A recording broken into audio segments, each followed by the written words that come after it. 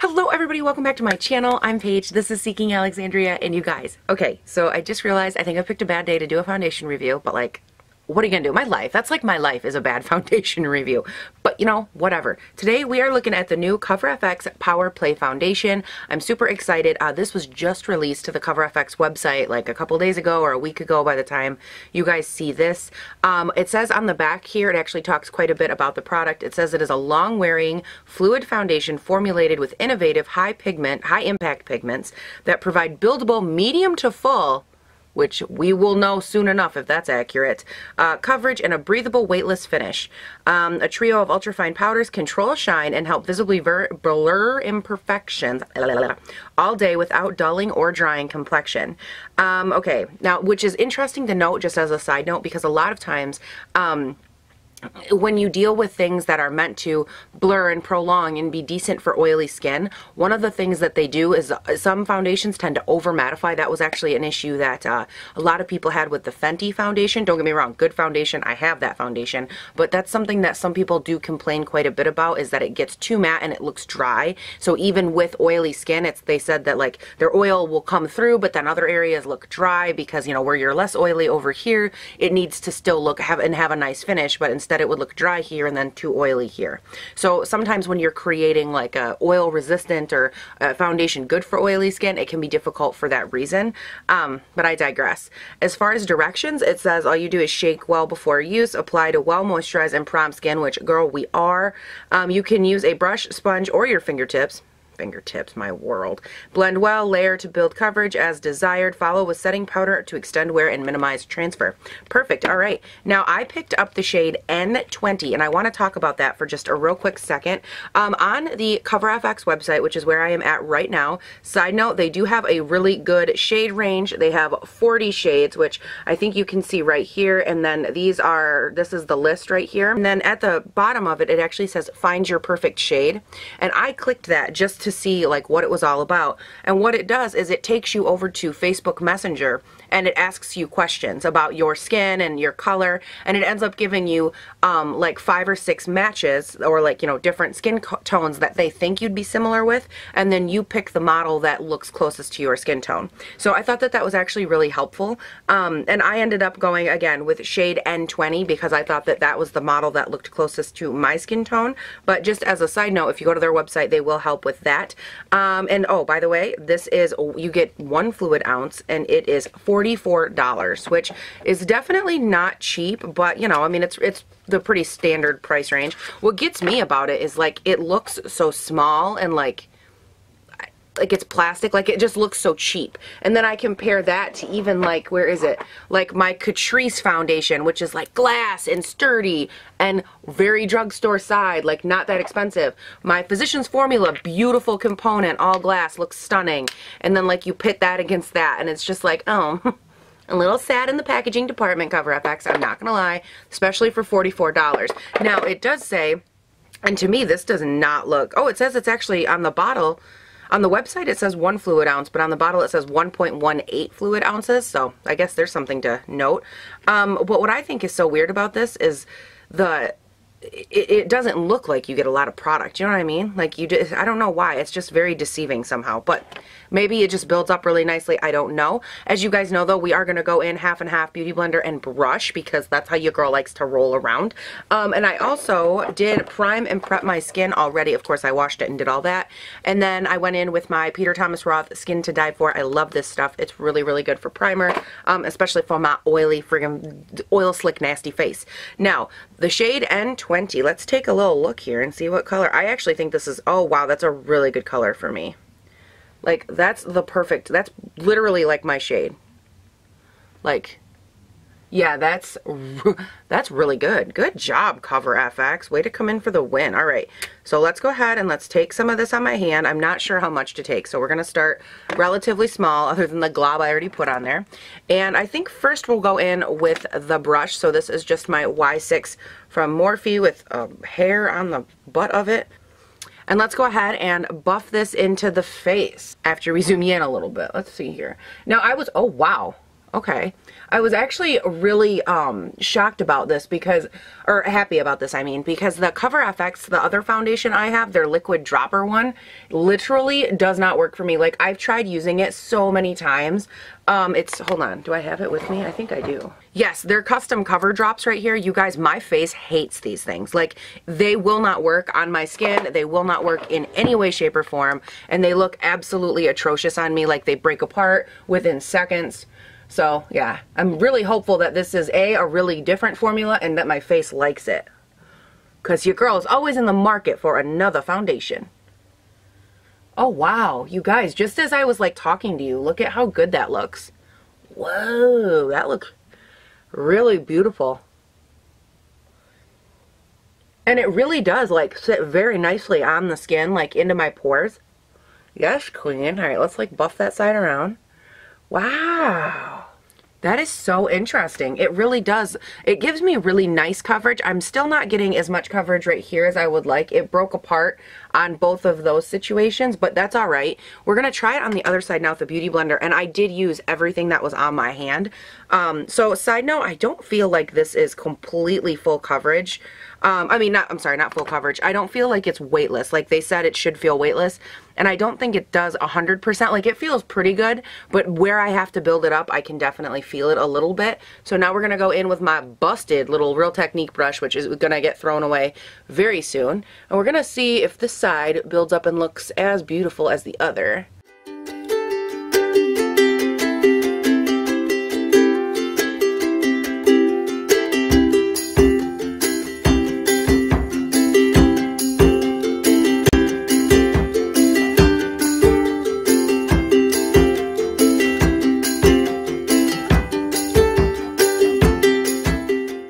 So here's the deal with this foundation, you guys. I think it sits very nice on the face.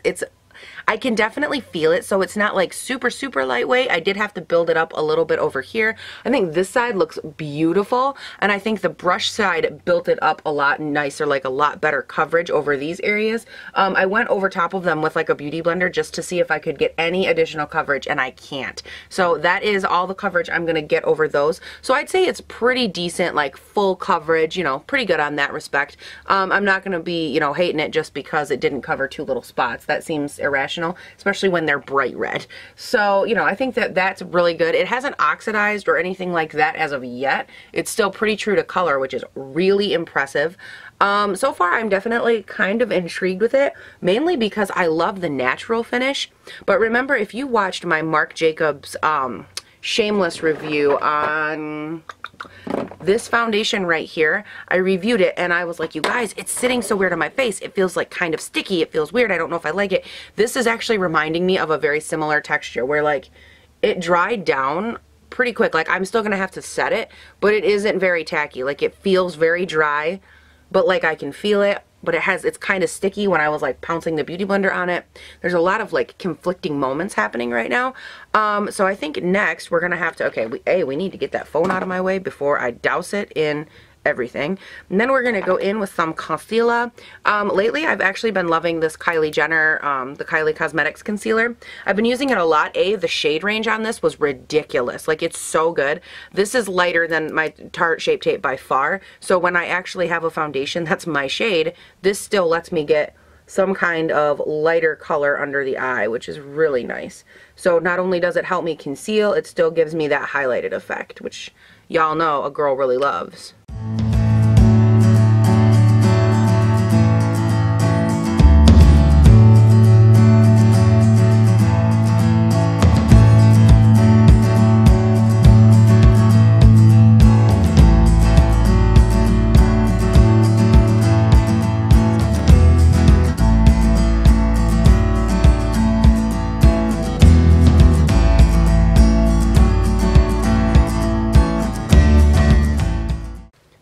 Blended out and looks really nice. I'm gonna go in with my Maybelline Loose Fit or Fit Me powder. Yeah, Loose Fit Me powder. This is in the shade 05. And by the way, that Kylie Cosmetics concealer, that is in the shade Pearl, which is either the lightest shade or next to the lightest shade, something like that. But their shade range, like I looked at it compared to like Tarte's and a ton of other shade ranges, and it's a really good shade range. Like The Kylie Cosmetics concealers killed it with their shade range. I'm gonna set the under eye here. Okay guys, so now that I look like this, I'm gonna go ahead, jump off camera. I just realized there's no reason for me to be recording this part. I will jump off, finish this up, and I will be right back. Alright guys, so I don't know what this was right here, but you guys, I have been going in. Obviously my entire face is done. I went in with a couple of the usuals, but as like a fun little add-on, I have been playing with none other than the Blood Sugar palette. If you guys follow me on pretty much any social media platform, you know that I picked this guy up. I was one of the lucky ones that got it when Jeffree Star launched it the first time. I know that the rest are currently on pre-order, but I have been playing around with this sexy devil and just kind of playing around with it. That way when I do my review for you guys, I have, you know, a little bit more information, and I will have played with almost every shade in here so far, so that's good. And then on the lips, I am wearing his shade Calabasas, which it was launched. I mean, this is not a new shade, but it is in the bullet formula now, as opposed to the liquid lipstick, which it's also in that formula, but with this launch, it came in the bullet, which is awesome. It's just a really beautiful berry color. I love it. And then I popped a little Buxom gloss on top just to kind of kick it up a little bit. But other than that, I think everything else is pretty normal. So none of it really matters too much. I don't think you have seen it yet when this one goes up. I'm not good at this kind of stuff, but you will be seeing a little Amrezy highlight coming your way. That is one of the items on my face today. I'd like to say that like I stop at one highlight, but the reality is like 1 to 3 highlights is really what a girl needs. You know what I mean? So let's talk about this foundation real quick, you guys. I'm a little shocked at a couple of things. One, I know that I said this before, but this is really reminding me of that Marc Jacobs Shameless foundation, just in the way that it's like sitting on my face. It has a beautiful natural finish. Like the natural finish of this is so, I don't even know the right word for it, because it's where natural meets matte meets like soft filter, which I feel like that's exactly what I said about the Marc Jacobs one. So I don't know, maybe it's just me. I'm super excited though to see how this wears, because so far everything has stacked up on top of it beautiful. I mean, I think that the bronzer, the blush, the highlight, like everything went nice. And I actually had to do a lot of blending like in this area because I had a little mishap with the bronzer. I was trying out that Princess Avenue. You guys know I keep trying to play with it to make it work, and I was trying out a different combination and it ended up getting a little like out of sort, and then I went in with my blush, and long story short, before I know it, I have to just like keep blending my face away, and I thought, man, like there goes that foundation, it's gonna be gone. And much to my surprise, it is not gone. It looks beautiful. It stayed put beautifully over all the areas I needed covered. And what's amazing is that, I mean, I feel like right now, and I don't have my glasses on so I can't see hardly anything, but I feel like from this vantage point looking in the viewfinder, my face actually looks beautifully like sculpted and chiseled out, which is a shocker for me because I have like a really kind of a chubby face with a lot of acne, and I'm really surprised at how nice it looks and how well it held its coverage throughout. So you guys, of course I'm gonna wear this for the entire day. You guys know I don't just like put on a foundation and go, oh my god, it's so great. That is not my jam. I like to wear a foundation all day, and then I tell you, hey, I have oily skin, so here's the deal. And then we get down to the deets, all down to the brass tacks. So you guys, I will check in with you at the end of the day, and we will see how all of this cuteness wore. But until then, I'm living my best life right now. I really think that this looks stunning, so I'll see you at the end of the day. Okay, you guys, now I am coming to you. It's very late in my world.